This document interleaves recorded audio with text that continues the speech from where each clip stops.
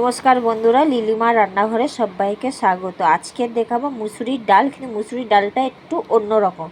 চলুন দেখাচ্ছি কী এরকমভাবে বানাবো। কুকারের মধ্যেই দিচ্ছি। কুকারের মধ্যে মুসুরির ডালটা আগে ধুয়ে নিয়েছি। দিচ্ছি একটা টমেটো 4 টুকরো করে, আর রসুন দিয়েছি, রসুনের ক 3 কুচি। পেঁয়াজটা একটু লম্বা লম্বা একটু বড় বড় করে কেটে দিয়েছি। আর দিচ্ছি নুন, হলুদ, গুঁড়ো লঙ্কা আর একটু ধনে পাউডার দে মাপ করে একটু জল দিয়ে দেবো। এতে আমি 1.5 গ্লাসের মতন জল দিয়েছি। জল দিয়ে এতে 3 থেকে 4টে সিটি মারতে হবে। 3 থেকে 4টে সিটি মারার পরে আমি খুলে দেখাচ্ছি কীরকমভাবে সিদ্ধ হয়ে গেছে। আর টমেটোটাও সিদ্ধ হয়ে গেছে, পেঁয়াজও পুরো গলে গেছে, রসুনও পুরো গলে গেছে। এটা ভালো করে ঘেটে নিতে হবে ডাবু দিয়ে। আর এরপরে দেখাবো, এই যে আমার ডালটা ঘন আছে, এর মধ্যে ফের একটু জল দিতে হবে। ফের 1 গ্লাসের মতন আমি জল দিচ্ছি, যেহেতু ডালটা আমার 1 বাটি ছিল।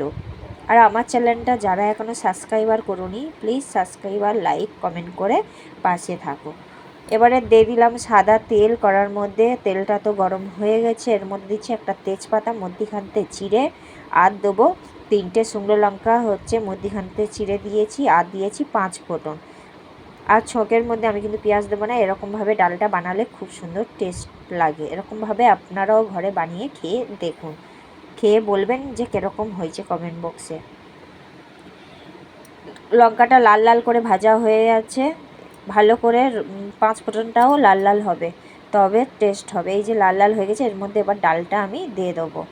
এই যে ডালটা খুব পাতলাও না, আবার খুব ঘনও না। কতটা ঘন আর পাতলা আমি দেখিয়ে দিচ্ছি। এই যে, আর 1 মুঠো ধনে পাতা দিয়ে দিচ্ছি। এই ডালের মধ্যে ধনে পাতাটা দিলে আরও টেস্ট বেড়ে যায়। আর 2 মিনিট এরকম জাল করে নিতে হবে।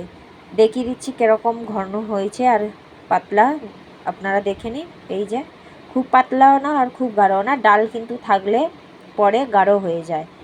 এই যে আমার ডাল রেডি হয়ে গেছে। গরম ভাতের সাথে এরকম ডাল